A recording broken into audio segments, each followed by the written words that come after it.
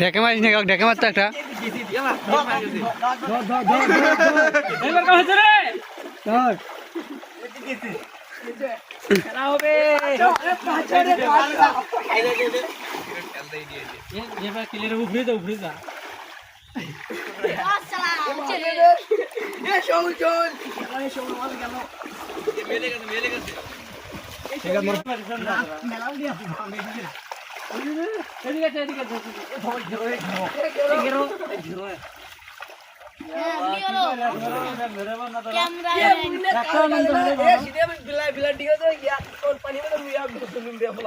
একটা ধরে বেলা 10 টাকা ধরো।